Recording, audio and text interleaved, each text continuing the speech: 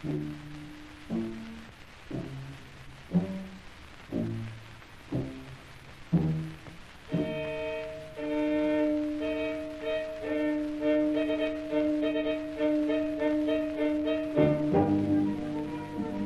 this is Brendan Davis from Bedrock Games and the Bedrock blog, and I'm here with Joel Clark as we continue our way through the Realm of Terror box set. This is the 1990 release of the Ravenloft Realm of Terror rules, written by Bruce Nesmith and Andrea Hayday. This is what I got started in, and we began this discussion, I think, last month, because Joel has never really read through this book. I think you had some familiarity with Ravenloft before? Yeah, I mean, you kind of culturally absorb Ravenloft if you play D&D. You get the idea, like the big strokes. But I'd actually never either played it or knew anything about it. The most that I'd ever seen, infamously, was that big, what is it, isometric view castle of like the big Ravenloft castle. I forget what it's called, but like Castle that's Ravenloft. Like, oh well, that's pretty straightforward. Yeah. Amazingly, I managed to forget that. But yeah, that's like the most familiarity I had, and I kind of assumed it was just a big mega dungeon, like the Caverns of Thracia or something. Nope, it's way different, folks. We're going through this journey together because I'm basically a total Ravenloft noob. Well, and the map in the Ravenloft module and in the I forget what they called it there was a 2E module that was released. I think it might have been House of Strahd or something like that. But there was another one that was a redo of that. And I mean the map is very extensive. It's different from the index card that comes in this box set. But again, these are all built around the idea of the villain at the heart of these places being a character that moves around and doesn't just sit there waiting for the party to go into the dungeon and kill them. You know, that is kind of the heart of what makes Ravenloft work.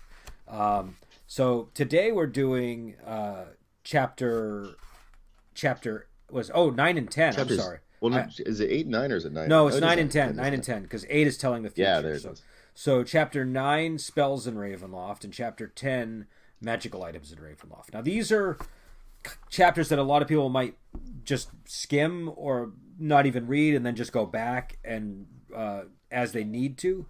There are some important central rules in here. These are really Joel really quite liked these chapters, but these chapters are kind of an appetizer before we get to the main chorus of the Lands of the Core, which is the next chapter. So I don't know. We want to start with spells in Ravenloft, Joel, and yeah. I mean, even just talking about like generally, these are the most kind of cookbook chapters where like I could see someone like playing, like running a Ravenloft game, and then never really reading these in detail, and then just going back and referencing them as it came up in game. Like, oh, they're casting Chill Touch. There's a little asterisk next to it. What does that do? But honestly, even just reading them straight up like we did, man, these were surprisingly entertaining. Spells in Ravenloft, good place to start off. So it doesn't really introduce a lot of new spells, although I do want to earmark that because the ones it introduces are cool for a really nifty reason. But it changes a pretty good amount of spells, and it sort of changes the principles of how the spells work too. And it brings the entire magic system in line with the general thesis of Ravenloft, which is Gothic horror. And I want to point out that even with the very small amount of changes they make, that's a titanic feat of game design. Spells in D&D classically are kind of wacky, very Doctor Strange-ish, and they, especially after 3rd edition, when they kind of were taken to their logical but absurd conclusion, they're almost their own, because like you go to the Giant Playground forums and things like that, they're almost their own culture of like breaking games. And so the fact that these authors were able to just kind of concretely and concisely be like, okay, here's the no buttons, here's what breaks games. It demonstrates not only that they were knowledgeable about the spells and their tendency to go, kind of sideways and make the game comedic, but also it shows their mastery of being able to turn that entire massive spell list into something that with just a few very simple principles will work and not break the game or the feel of the game. So I really liked that. Yeah, and I should just mention to people, Joel is watching his kids, and so that's why there's you might be picking up noise in the background. You might be. We won't be able to control that necessarily. But what is that Undertale music they're listening to? They love Undertale recently. I have no idea what Undertale is. So. Oh, you poor! It's really nifty. I'm gonna have to explain to you the principles of Undertale later. It's another little titan of game design we'll have to talk about.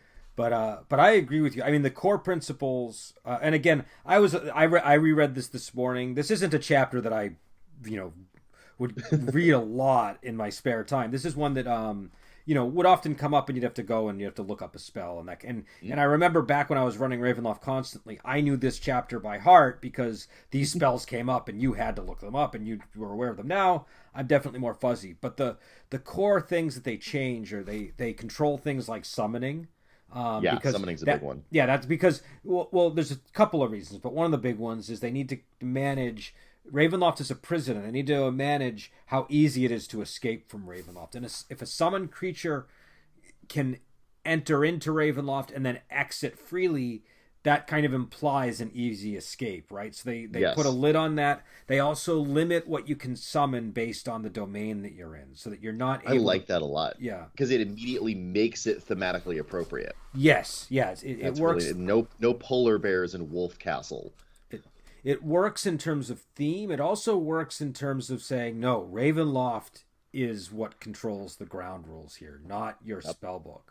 That feeling permeates these chapters, and Yeah. it's really rad.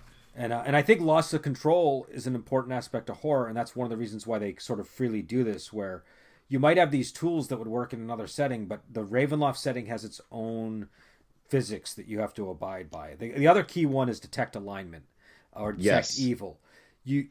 That could have been, that was one where they nipped it in the bud because they can see, okay, players are just going to detect evil on everything, and then that's going to be how they decide if the NPC they just met is a vampire, the NPC they just met is a serial killer, or whatever it is that they need to do. So all that you can really detect is law and chaos, which works really well because that gives you some information, but it doesn't tell you about the morality of the person involved. So, it's useful to know somebody's chaotic, but it doesn't tell you if they'd be willing to kill somebody, right? So, or it doesn't tell you if they'd be willing to kill somebody where it's not self-defense or something necessary. It's Well, and it makes it clear that you can't just use the win button on every murder mystery you come across. Yeah. The detect alignment is it's such an easy out for that kind of stuff. And again, the authors are aware that that's what you use it for because it's not usually a central thing to D&D. If you see like a random dude in a dungeon and you're like, he's like, oh, help me out of here and I'll give you gold. He might be on the up and up according to the whatever chart the GM rolled that guy off of. And in that circumstance, using one of your spell slots to detect good and evil is a significant exchange rather than just using it to blast him or using it to blast something later on. So that makes sense in normal D&D. It's a different kind of paradigm. Yeah. In this one, the expenditure of a spell slot is less material, but the breaking of that like taking the entire arc of that mystery out, that is really significant. And since they realized that they changed the value with the way they were changing the focus, they just altered the spell. It's really clever.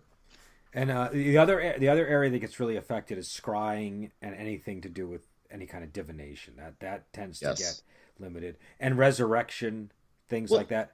Yeah, travel and scrying, I think I want to point out that they don't really change in the material sense that you can still travel and scry with them, but you cannot escape nor in any way the domain that you're in. You're really isolated. Yeah. And that and a lot of the necromancy is more powerful in this one and makes you more evil. Yeah. Well, necromancy has a sort of enhanced effect in Ravenloft, which I think is cool, and it usually requires a powers check as well. Well, and here's what's great about the powers check, and this struck me whenever one of the very first ones, the cold touch, which is like way deadlier because it's like double damage in this one, but it requires a powers check. A lot of powers are altered that way. Yeah. And what I found fascinating about that was that it added a moral dimension to your powers. Because suddenly you had to choose, am I actually going to do something evil? Yeah.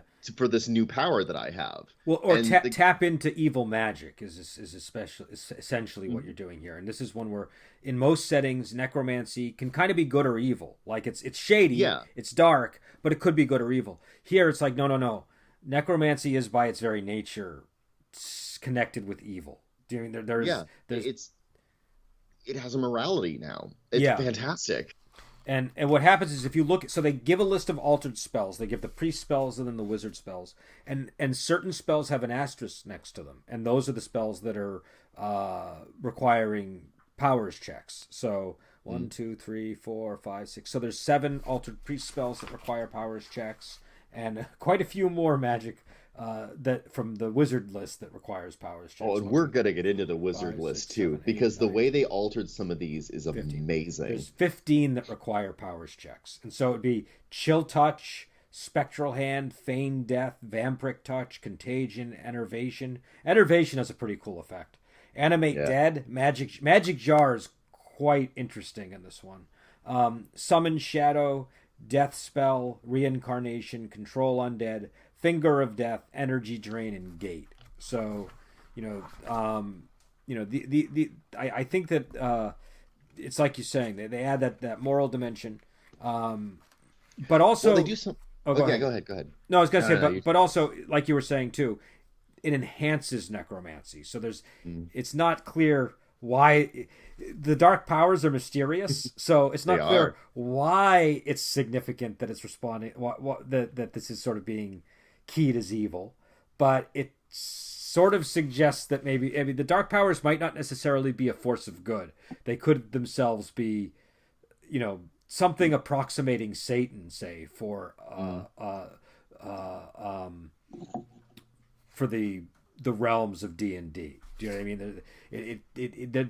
There's very much a, I don't know, purgatory or a hell like quality to Ravenloft, and so I like that they always keep that ambiguous, even though there is this clear moral dimension going on. Like there's a greater moral geometry here, right? Yes. But it's very unclear exactly what you're dealing with in Ravenloft. I'm sorry, though, you were going to say something, so I wanted to. Oh man, no, well here's the thing. The thing I'm gonna say, I'm not gonna be able to stop saying once we get into it. So I'm actually gonna stave it off until a little bit later because I'm not gonna forget it. This burned in my mind the entire time. But I'm gonna make certain that our audience is on the hook for a little while for it. So get ready for that, people. But what I want to say first about, because you're talking about the moral geometry of this, there are two things that got hammered into my mind by these chapters. Number one, even though D&D characters can become very powerful, Ravenloft alters the way their powers work so that they go from being kind of like Billy Badass in charge of how the setting looks to being intrepid still, but overwhelmed. Like they're intrepid but outmatched. Like Ravenloft is always a step ahead of you as a setting. You really cannot, no matter how powerful your spells are, it doesn't matter if you have Wish, doesn't matter if you have Gate, doesn't matter. Ravenloft is a step ahead of you. And it keeps you in that position. It completely checkmates your ability to make a mockery of the setting. I think that's very important. Yeah. Because it means there's never a thematic point, no matter where your character is in their career, that they escaped the gravity of the setting. That's really good. And it's hard to do in D&D because characters become gods in the setting. And it does it without totally nerfing them, which is interesting. Nope. Like, yeah. It nerfs some things. Like, and one of my favorite ones, what was it? It was one of the teleport spells. It's just straight up. The text is incredibly clear. It's like, this does not work here. What was it? I gotta look it up now. Astral spell. Oh yeah. In Ravenloft, the spell does nothing. The end. Period. Dot. Just get another spell, Joker. Yeah, I love that. Usually I despise whenever something is like really a little too clear like that. But sometimes whenever there's thoughtfulness put into the bluntness of that boundary, it is truly beautiful. What page is that one on, by the way? Oh, what was it? 59? I just looked it up. Give me a second. We're all flipping through. They're not. It's on 50. Yeah, they're not in alphabetical order. They're in order by level, which is a little bit confusing. But it's alpha by level. But yeah, it's not pure alphabet. In Ravenloft spell does nothing. I just wanted to see it for myself. Isn't that beautiful? It's direct and it like the ones that I liked were like Magic Jar. I loved because you read that and you're like, oh, I can see that being the background of somebody who used that spell and is now That was it. That was the triggering phrase, Brendan. Okay, so Magic Jar is a good example, and a few spells do this, right? Where they make their own adventure. Yes. They are a mystery unto themselves. We got to talk about it. Every spell they alter significantly doesn't just nerf it. Doesn't just have a big, like his third edition would have been this categorical nerfing. You can't do this. You can't do that. You must do this. No. These guys program in a story or a background story to every Yeah. significantly altered So spell. Magic Jar is among them and very brilliant. yeah, let me What do you got there? You got a new book now. What is this one? I have okay, so I got the second edition Player's Handbook revised. I prefer the 1989 second edition handbook, but this is the one they have on drive through, and I wanted to get a fresh one because Oh, look at that. I'm thinking of running. Now this one, look at the layout is terrible. I've never liked the layout of this book. You can the orange and everything just Really? yeah. I always that was the first set of D&D manuals I ever clapped eyes on. Oh, Before I okay. got to see third edition, it was the second edition stuff. And I actually liked it. I thought it had a nifty, uh, like iconic layout. Okay, And it's I only been recently I've been really digging into the older stuff, yeah, older than second the edition. older one for me was mine, so maybe that's why. But I just Mm. also I'm noticing that their index does not seem to be working. That's Oh interesting. no. Oh no no, I read the wrong page. Okay, so here's what we're gonna do, and this is gonna take us a little while, but I want to do it this way because this is what always happens in these discussions. People talk about game mechanics and things that Mm. exist, and they don't explain what they are, and they don't. They just assume you know. And I think Magic Jar is one of these spells that people don't necessarily know automatically what it does, and it's a It's complicated a one. weird one. Yeah, so Yeah, I it's a strange want, spell. with your permission, the right to read the entire second edition spell entry, and then we can read the Ravenloft entry. We Um, should do that. But yeah. before we do that, we need to make sure that we are telling everyone that the opportunity to do this in these wonderful printed out hardbacks we have, or no, softbacks we have, this is thanks to our Drive Thru RPG. So these things are wonderfully available from them. We're not getting any money from them, but I would like to point out that they're actually a pretty great resource sometimes. So thanks, Drive Thru RPG. Continue, Brendan. So it's a magic jar, range 10 yards per level, duration is special. There's a lot of spells that have special as an entry, by the way. Oh, yeah. Area of effect, one creature. Components, VSM, so what verbal, somatic, and material. Hmm. Casting time, one round. Saving throw, special. The magic jar spell enables the caster to shift his life force into a special receptacle, a gem or large crystal. From there, the caster can force an exchange of life forces between the receptacle and another creature, thus enabling the wizard to take over and control the body of another creature, while the life force of the host is confined in the receptacle. The special life force receptacle must be within spell range of the wizard's body at the time of spell casting. The wizard's life force shifts into the receptacle in the round in which the casting is completed, allowing no other actions. As you probably already know just from the first paragraph, this is the kind of spell that when you cast it, you got to keep reading and rereading these paragraphs the first few times it comes up. So while in the magic jar, the caster can sense and attack any life force within a 10-foot per level radius on the same plane. However, the exact creature types and relative physical positions cannot be determined. In a group of life forces, the caster can sense a difference of 4 or even more levels / hit dice and can determine whether a life force is positive or negative energy. For example, if two 10th level fighters are attacking a hill giant and 4 ogres, the caster could determine that there are 3 stronger and 4 weaker life forces within range, all with positive life energy. The caster could try to take over other stronger or weaker creatures, but he has no control over exactly which creature is attacked. An attempt to take over a host body requires a full round. It is blocked by a protection from evil spell or similar ward. If it is successful, only if the subject fails a save. It is successful only if the subject fails a saving throw over a spell with a special modifier. See the following. The saving throw is modified by subtracting the combined intelligence and wisdom scores of the target from those of the wizard, intelligence and hit dice in non-human or non-humanoid creatures. This modifier is added to or subtracted from the die roll. And then it gives the list of the modifiers. And then it says a negative score indicates that the wizard has a lower total than the target, thus the host has a saving throw bonus. Failure to take over the host leaves the wizard life force in the magic jar. If successful, the caster's life force occupies the host body and the host life force is confined to the magic jar receptacle. The caster can call upon the rudimentary or instinctive knowledge of the subject creature, but not upon its real or acquired knowledge. The wizard does not automatically know the language or spells of the creature.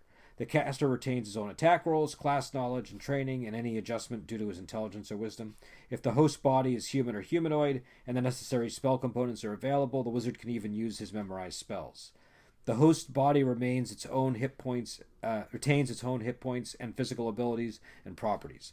The DM decides if any additional modifications are necessary. For example, perhaps clumsiness or inefficiency occurs if the caster must become used to the new form. The alignment of the host or the receptacle is that of the occupying life force. The caster can shift freely from the host to the receptacle if within 10 feet per level range.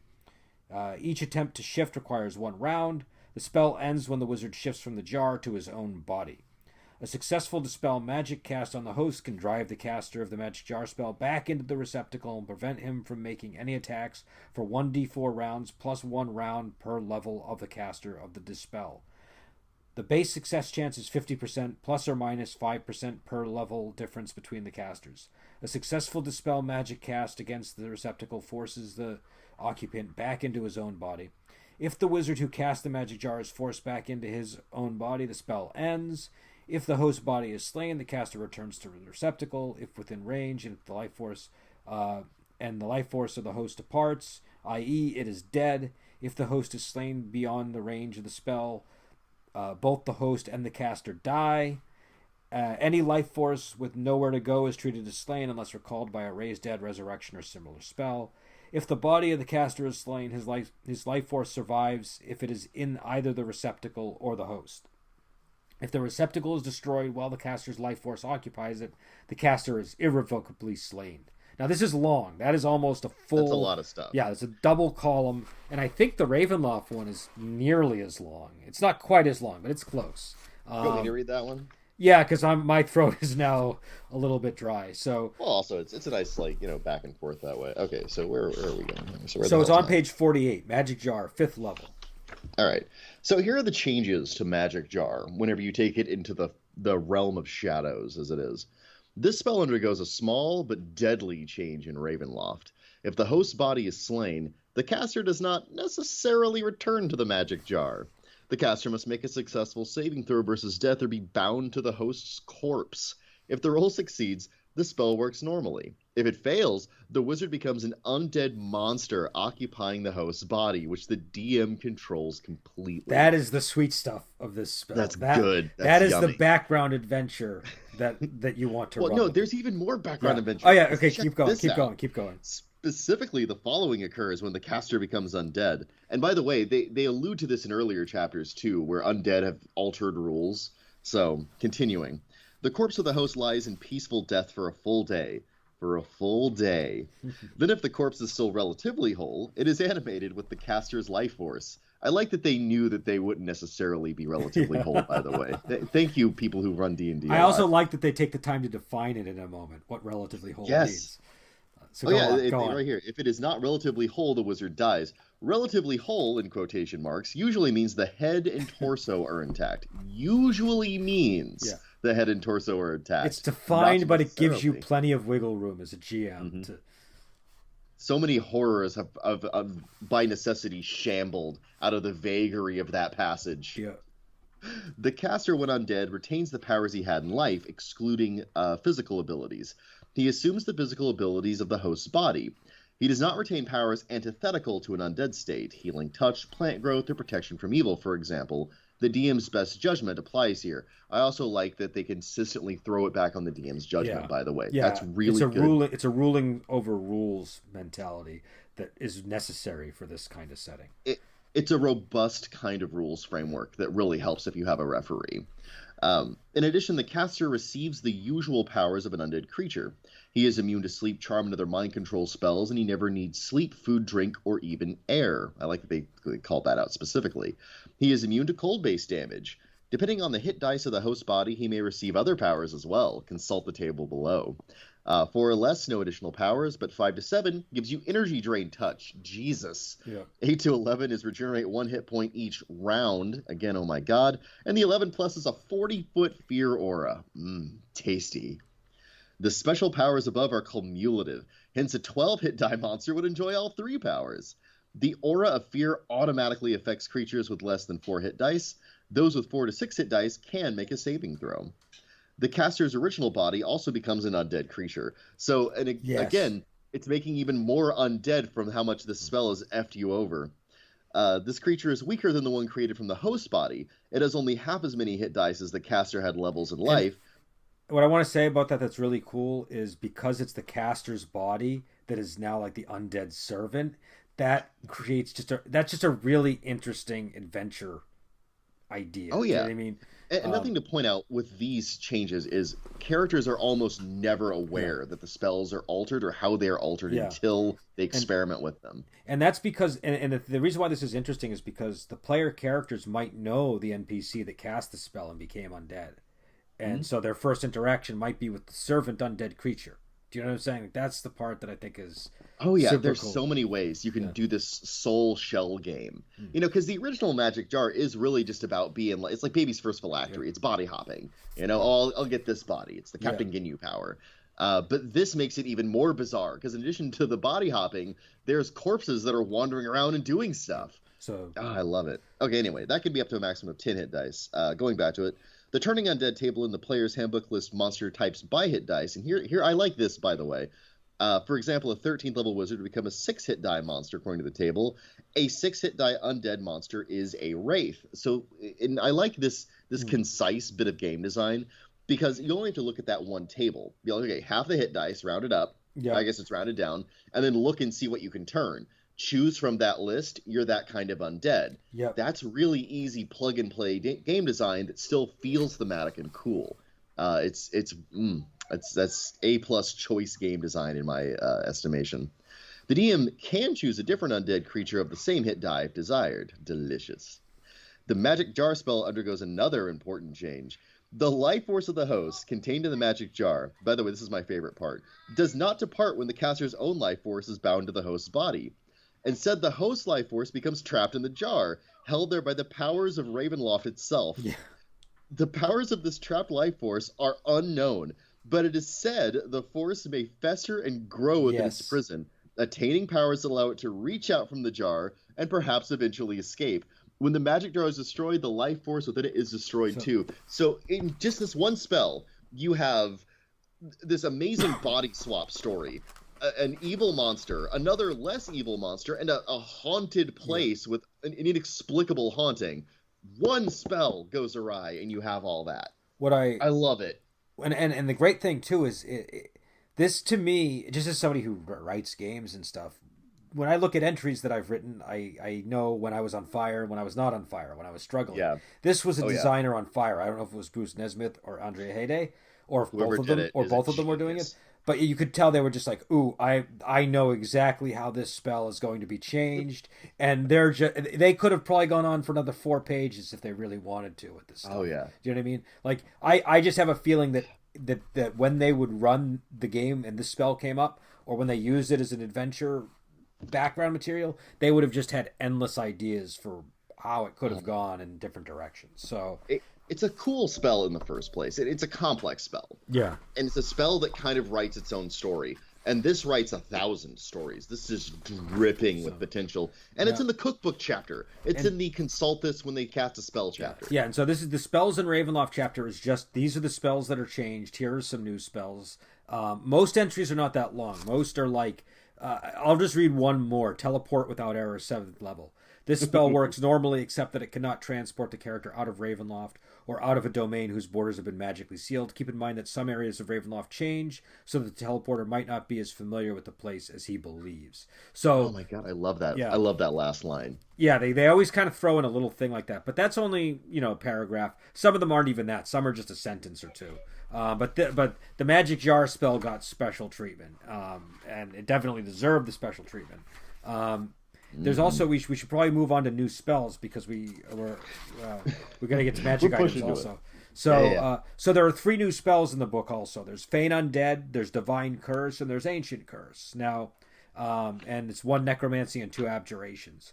How did you feel about those new spells? Did they leap out at you, or did they just seem kind of like filler new spells? No, they were great. I mean, like I like that there's a somewhat more codified way of doing curses. I think Yeah, that scans for Ravenloft, and it's a really good path to. And I like that there's an ambiguous moral dimension to it, where it's kind of like up to the intent of the caster whether or not it's evil in the yeah, circumstance. Because you seem like you can lay down righteous vengeance on people with this, or you could be an evil SOB and just do it yeah. out of spite, and they both pull you in a different moral Yeah. direction. Though they do That's cool. lean towards the recipient being an evil person, They for do. sure. Um, uh, which is fascinating. I mean, and they're free spells, so yeah. it makes sense that you could like divine sanction carries moral weight here. So that's neat. Um, let's Feign see. on Death is one of the cruelest spells that I can imagine, because you can really screw somebody over with that spell. Um, and it's a fourth level priest spell and a fifth level wizard spell.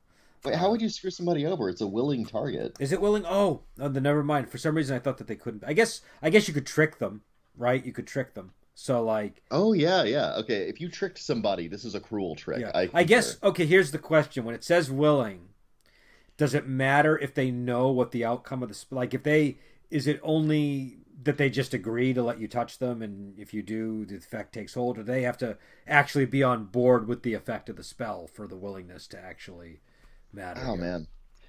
I would say it sort of depends on because it's a sort of a knob that I've been discovering slowly in Ravenloft between horror and morality. Yeah, Like those are the two poles. And on the one thing, if you don't have any moral agency, you are more horrified because something yeah, is happening to you. And if, on the other hand, if there's more moral agency, then there can be less horror because you're kind of choosing your own poison. So those are the two sort of knobs that you have to fiddle with and do the trade-off between. So in this one, if it's more of a horror style campaign and the players are experiencing the horror, it should be you can get duped into it. yeah. That would be Well, like turning it all the way up to horror. well, And if one it's a way, more moral thing, it would be different. Like you would have yeah. to do this to yourself. Well, one way it could be used is you could have a villain using it to frighten people to make him seem more powerful. For like, though it's a high level spell, so Well, it's fourth level, which is pretty powerful. that's powerful. Uh, That's a powerful spell. but there's still, again, because you're in Ravenloft, the distinction between I am an evil wizard and I am an everlasting undead evil Yeah, wizard, that's yeah, a whole new category of horror. yeah. Um, but yeah, I mean, they're interesting spells. There's only three. I think it's good that you can go crazy. I think when they go crazy, it gets annoying. These three, all three of them make sense. I think the curses more than Feign on Death, but still, they're, and I'm sure plenty of people have a variety of uses for Feign on Death. Oh, So let's get to magic items because that's important. There are some general guidelines that are significant here, I think. yes. So one of the ones that's not even bullet pointed but is important is magic items are not that common in Ravenloft. Oh, yeah. It says two things that are important, and also one of those things is going to be controversial if you ever talk to people online about Ravenloft. There aren't that many magic items, and there also aren't that many people in Ravenloft. It's a very low population setting, almost unrealistically low, and that's significant and important.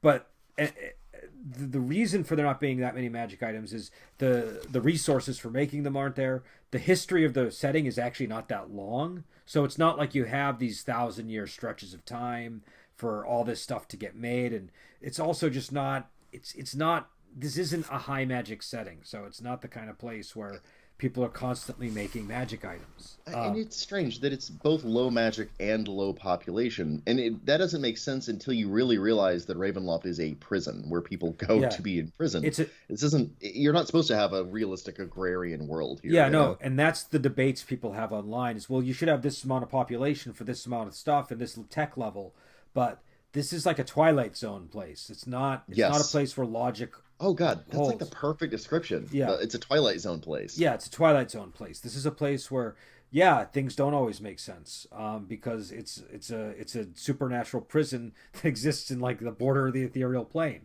and is controlled by these dark powers that are totally mysterious.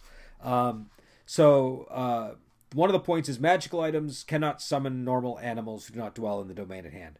This is pretty important that everything kind of like we said with spells, things kind of have to key to the domain itself. Divination is weaker here, and the rule of not being able to identify good and evil applies. There is one potential work around that, which is artifacts. Artifacts can sometimes get Oh around yeah. the rules. But artifacts, they should feel really significant in a game. And anytime they show up in a game and they don't, that's a failure on the part of the GM to make them feel significant. Whenever you can really break some of these bulleted rules in Ravenloft, that feels like the finger of God came down and touched you. Yeah. And so the other one that's not really bullet pointed is planner travel is rarely allowed, and so obviously that applies to magic items. It does say some domains do allow a particular device to bridge between planes, but this is all very sort of specific to things. Mm. Items that are evil require powers checks, and some evil items that are necromantic especially work better in Ravenloft. And so, just to give people, here's a good example, I think, of a magic item change I like. The Ring of Genie Summoning.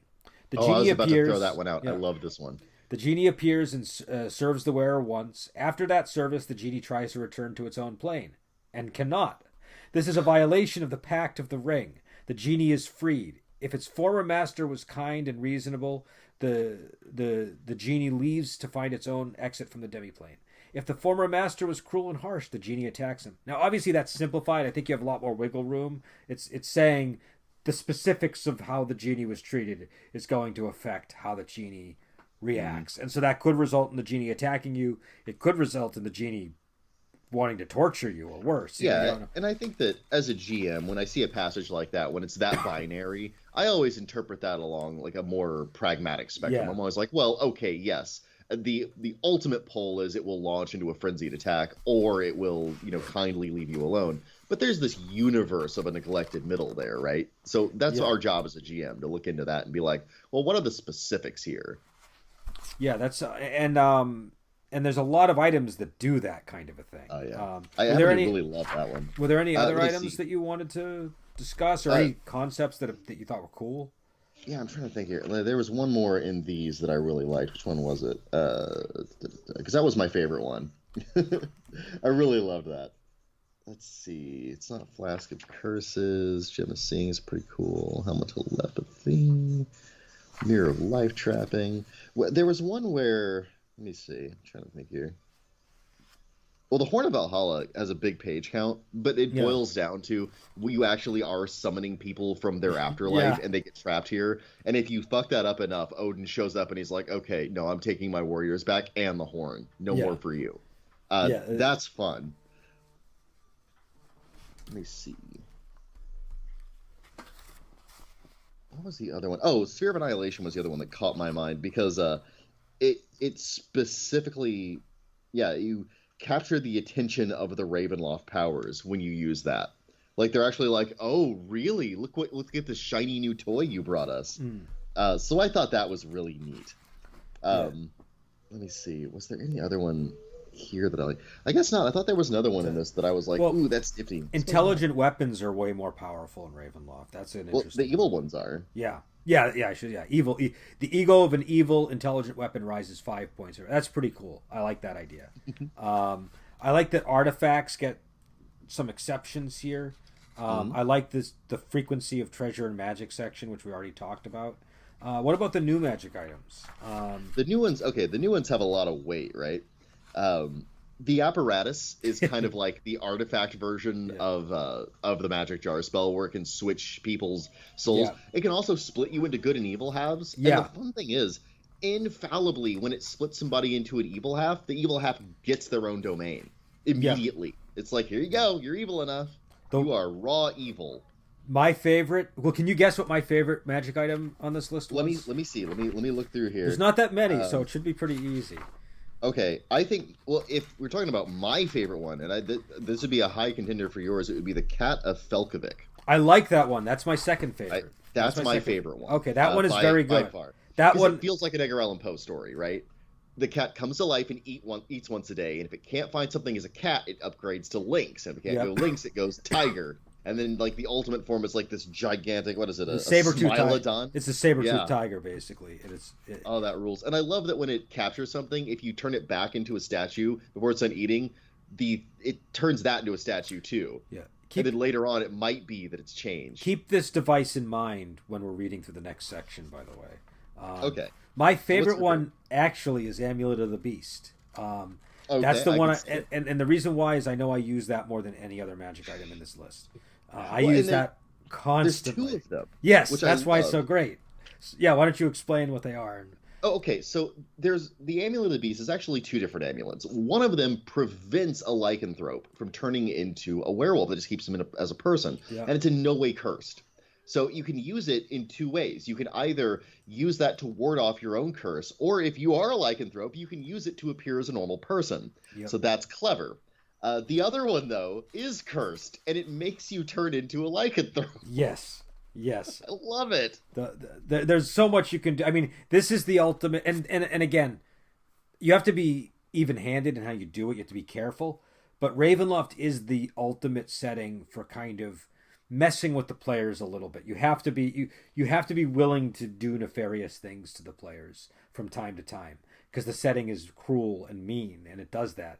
And the Amulet of the Beast can be done two ways with that. And I mean, obviously, a player who unknowingly wears an ivory Amulet of the Beast could become a lycanthrope, right? There's that. Oops. But the other one that's I think interesting is the one that restrains lycanthropy, because you could have a person who maybe doesn't even know that they're a lycanthrope that's wearing one of those. Do you know what I mean? Yep. And then it comes off at some point in the campaign, and it's a disaster. And that could be an NPC even. It doesn't even have to be a PC.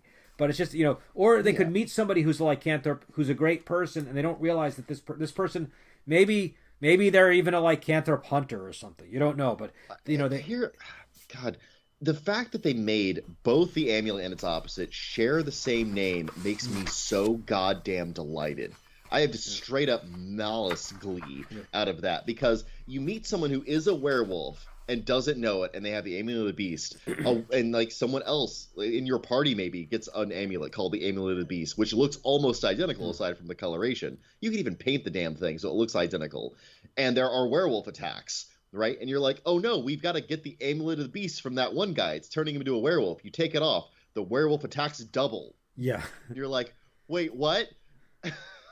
It's a really interesting item. The other one that I like too is the Sword of Arak, on page 58. That was a fun one. I like that they specify that it was made by Drow for Drow, and if you're not Drow, it turns you into a freaky ogre monster. It's what's cool about this one is the same reason Magic Jar was cool. It's an adventure.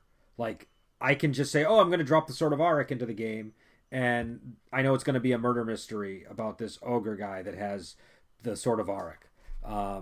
So I think that's a really, I don't know, I like that one. Also, my favorite picture is on this page, on page 59. This is one of my favorite pictures in the book.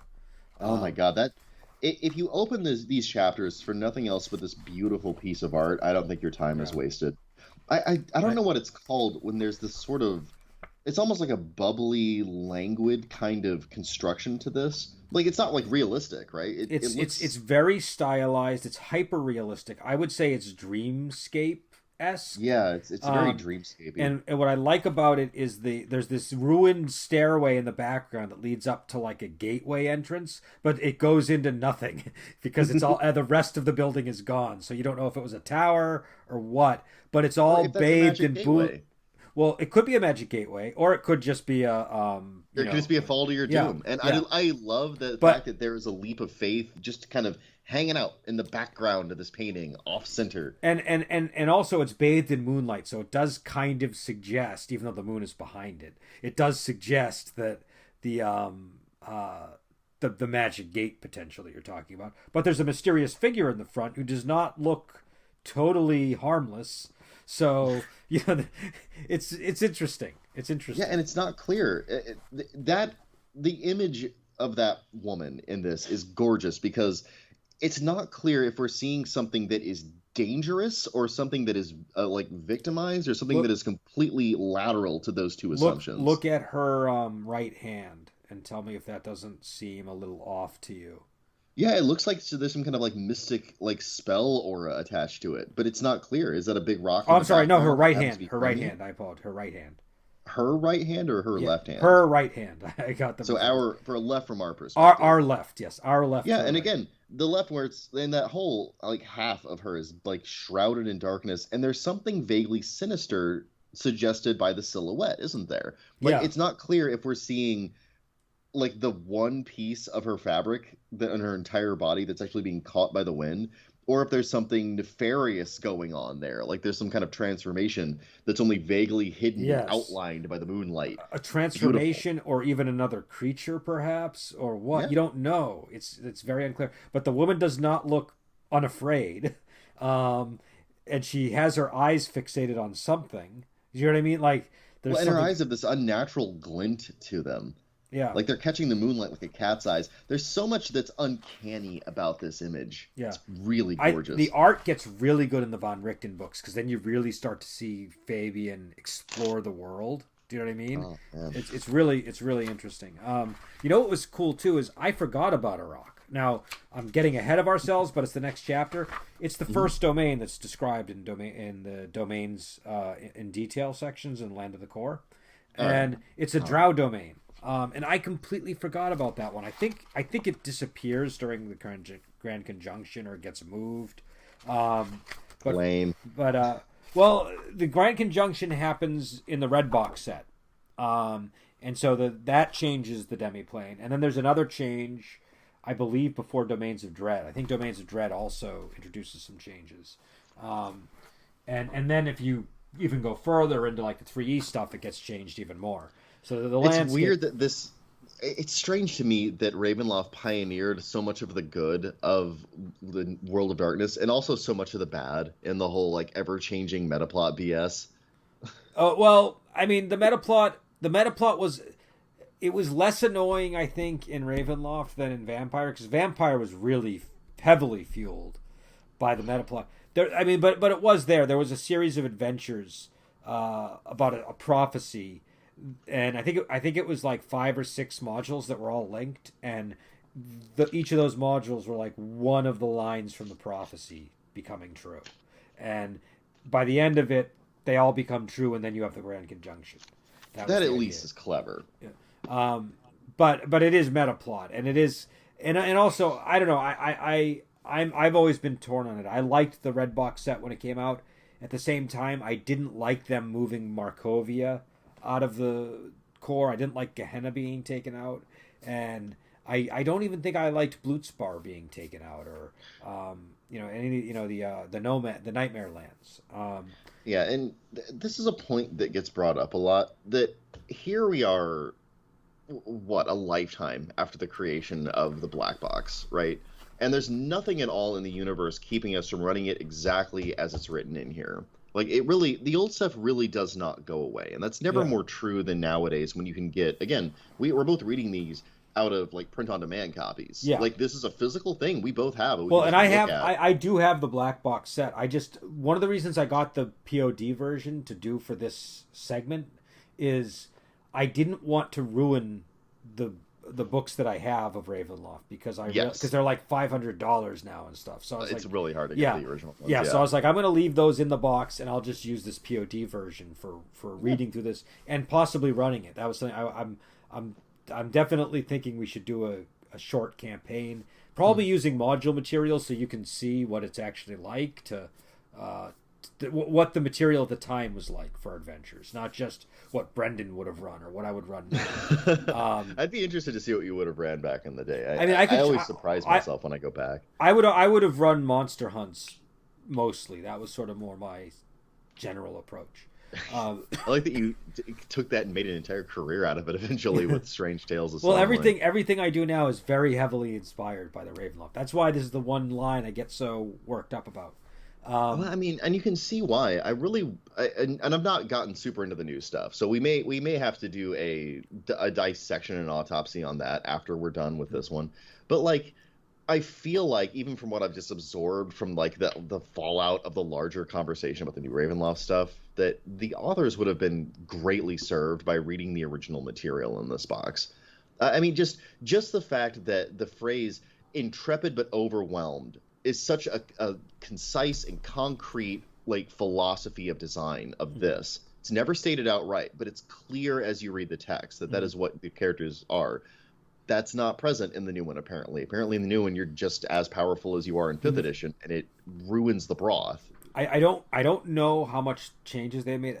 What I can tell you is when I've looked at the marketing, when I've looked at the excerpts, some things I think look good. Like I like that they have a hopping vampire. I like that That is cool. the maps look good. Full disclosure, the mapper is somebody that I've worked with in the past, but the maps look beautiful. No way, Yeah. rocks. Yeah, the maps Glad look they're getting beautiful. more work. That's always great to see. A lot of the individual creative choices look cool, but some of the things that just as an old fan for me don't make it work are things that you're alluding to. Some of the things that seem to be the guiding philosophy is different.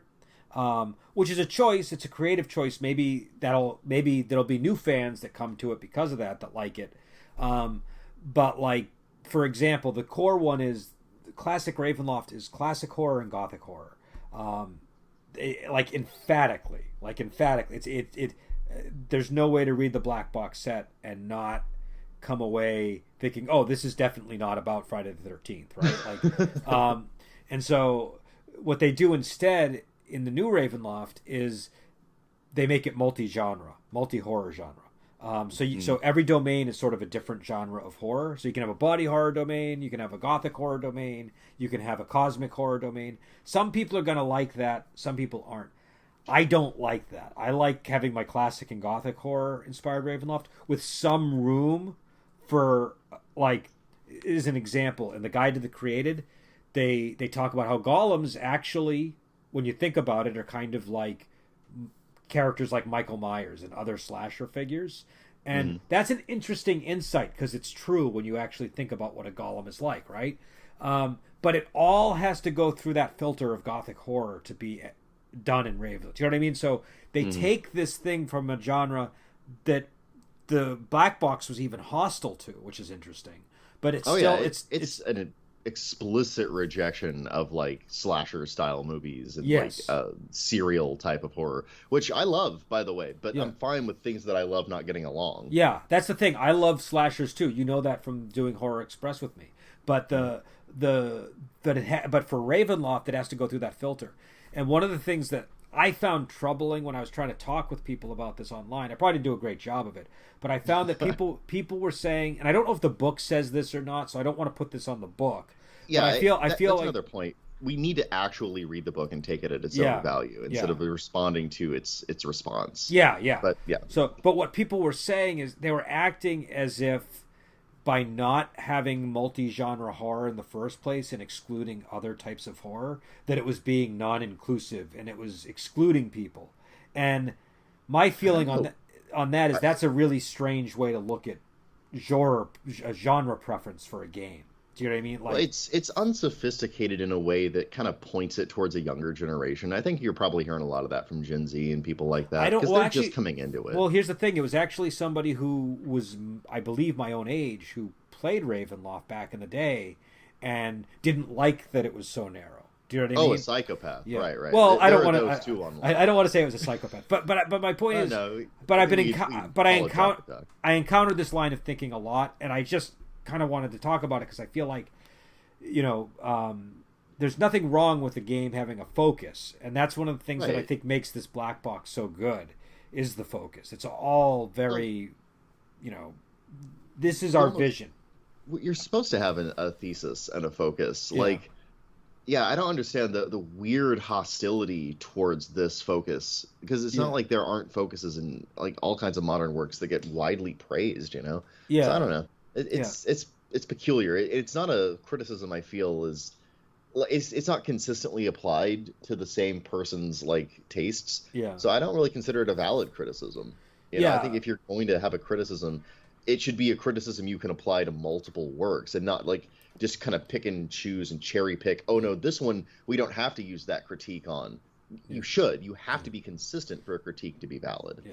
So what I'll say is the new stuff. What I'm seeing in the previews, it doesn't quite land with me as an old fan. A lot of the principles that they're laying out.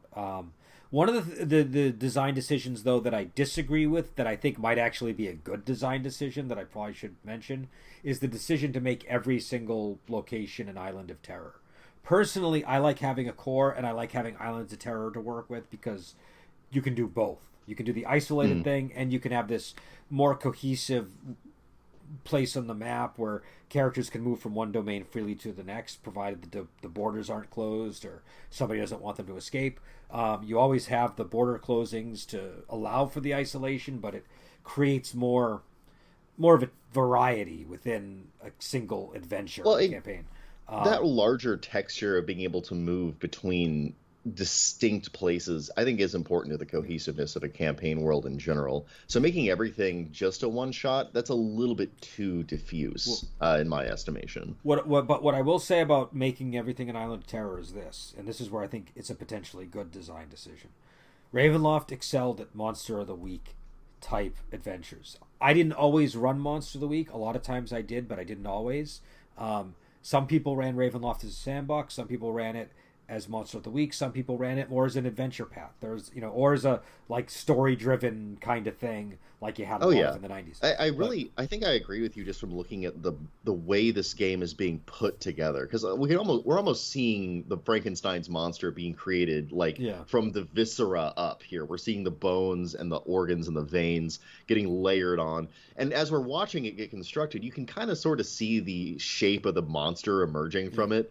And the shape of this monster is very Monster of the Week. yeah, It's yeah, very much here is a mystery that's the meat of this campaign. But once you solve the mystery, it really just is a matter of carrying through with whatever dark thing you have to do to remain intrepid but overwhelmed. And then you well, move on to the next mystery, and that's the next meaty thing you well, deal with. and I can just say from my own experience, the most successful campaigns were ones that were based around monster hunting. Do you know what I mean? Like Hmm. that. Those were the ones that lent themselves to long term, weekly play that just kept going and going and going. Do you know what I Well, mean? and it makes sense. The monster hunt is to Ravenloft what the dungeon is to D&D. It really feels that way as we're reading this. Yes, You know, yes, it's the default schema in which you participate in the game. and Uh, and so by having them all be islands of terror, what they'll be able to do in the new game is make sure that it creates a very clear template for what the GM needs to do. The players get taken to whatever threat you need this session, and then that's the situation they find themselves in and have to face. It's a very Monster of the Week friendly approach. The downside to that is it does sort of take away any ability to run the game differently, and some people would have run the game as sandbox or as a story driven thing or as an adventure path or as or you switch would have, between them. yeah, some other Like thing, yeah, like I it's did. weird, but I sort of have the opposite opinion of critique as I do of actually method, because in method, variety is the spice of life. You Uh-huh. want to be able to do Monster of the Week and then suddenly like expand it and decompress it and have this long Yeah, journey based thing through horrifying hexes and getting involved in these deep rich. I mean, because like the story of Ravenloft with like the different characters and how they're doomed and that doom infects the land like a yeah, cancer. That's some shit that could really pay off in a yeah. long term investment, you know? Yeah. And so, I mean, but the thing is, what I'm trying to say is, I don't necessarily 100% agree with that design decision, but I totally understand it. And I realize what they're kind of saying has validity, which is Ravenloft was really good at monster hunts, not monster hunts, really good at Monster of the Week. So let's focus on a Monster of the Week type episodic type structure, which you're going to have if you use Islands of Terror, right? Because Islands of Terror are these things where the, I'm assuming they're going to have rules for navigating through the mists in various ways, but Oh yeah. generally it's not predictable, and so it gives the GM a lot. I guess a good thing to compare it to would be like Doctor Who, where he kind of just goes Yes. from adventure to adventure each week. The TARDIS takes him where he needs to be. That's kind of what you probably Well, have if you with it. combine Sherlock Holmes and the Twilight Zone, you get Doctor Who. So, Yeah. Well, and there is a Sherlock Holmes character in the setting. So, Alanic Ray is a Sherlock Holmes type character. He's not in. I don't think he's in this book, but the first time I saw Alanic Ray was actually in a. They had these cards that they used to make for the different settings, and I used to buy the packets of Ravenloft cards, and they would have characters on them and magic items. And Alanic Ray was one of the characters I remember getting from one of those are, sets. is he Uh, not in the Who's Doomed?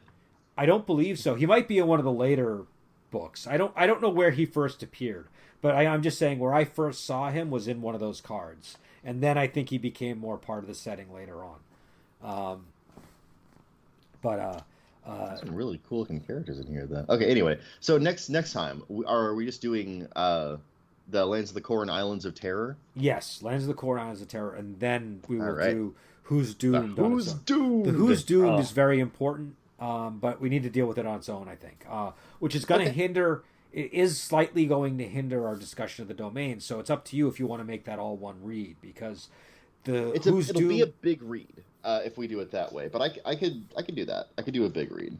I was surprised at how quickly I read these chapters when I actually sat down and committed to reading them. Okay. I will point out that if we read all of that, all the way up through Who's Doomed, it is up to the Bloodlines chapter, which is 14. That is actually the entire amount of what we've read so far in So then page why count. don't we just 60 do pages. why don't we just do the domains and the Islands of Terror Okay. and And do Who's with Doomed on its own, I yeah, think. and the one downside to that is when we're talking about a domain lord, you won't have full knowledge of the domain lord in question.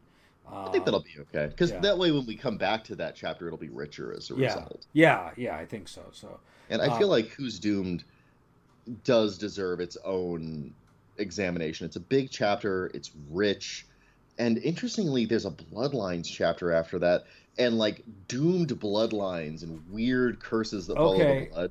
blood. That looks really nifty. If I remember, the bloodlines actually have some Easter eggs in them, even though we wouldn't have called them Easter eggs at the time. Let me see here. What page is the bloodlines on? 125? No, 120. In the 120s. Oh, it's 121. Okay, so you have to, then Techniques of Terror. All right, so Oh, I'm Weatherman, looking forward to Techniques of Terror. That one's going to be a lot of Timothy fun. von Zarovich. Because they're Oh, if you go, I believe I could be wrong, but I think you should take a close look. Is it the? Yeah, I don't know. Um, there are some mysteries so like you'll notice that they have like a lot of blank characters in the bloodlines. Yeah. Do you know what I mean? And I believe that there are valid reasons for including those. Do you know what I mean? I think that there are some mysteries to be solved in these bloodlines, if I remember. It's been a while. I know that, like, just to give a spoiler, I know that, for example, it's heavily, heavily implied that Gabriella Deer is the illegitimate offspring of Vlad Dracov, if I remember. That's my Oh, that's memory of cool. it. I don't know if the bloodlines illuminated that or not, but I do have this memory of going through the bloodlines when I first played this and having a character, like a revelation about a character. But I'm not sure. I could be misremembering or something. So, but it's interesting. It's also interesting that they have bloodlines because ancestral curses and things are a part of Gothic horror. Bloodlines are a part of Gothic horror. So it's just kind of an interesting thing to do, and it's an interesting way to map out characters. Do you know what I mean? I tend to actually do this. I tend to map out things like this when I need to know who's married to who and all that sort of thing, and who's had whose children and all sorts of stuff like Well, that. and especially because, again, we're not just talking about going into a dungeon here. Like you as a player will get to know these as well as you'll get to know the labyrinthine Yeah. corridors of the most twisted dungeon because it's important. Figuring out that someone is someone's illegitimate child is huge in things like Gothic Yeah. horror. So, because if they have, like, let's just even just going off the top of my head, only a member of this bloodline can kill this evil dude.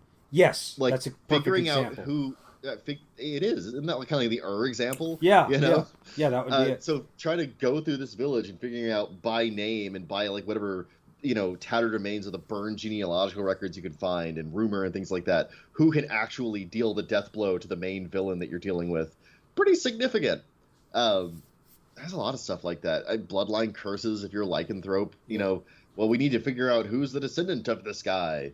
That's oh god, and So, just you would think that bloodlines would be important, but they actually wind up being really important connectors between NPCs. and there is like a paragraph or two talking about bloodlines before you actually even get into the bloodline chart. So I think we should probably end it here. We'll be going for like an hour. We And those have are just been. two little tiny chapters. But we did record this episode much earlier than the last episode, which is why I'm not as It's awesome. yeah, on the fringes of the conversation. So Oh yeah, you were right in the thick of it this time. This is a good Yeah. episode. So we'll be back and we'll talk about the domains and the Islands of Terror, the domains of the core and the Islands of Terror, and until then, we will talk to you later.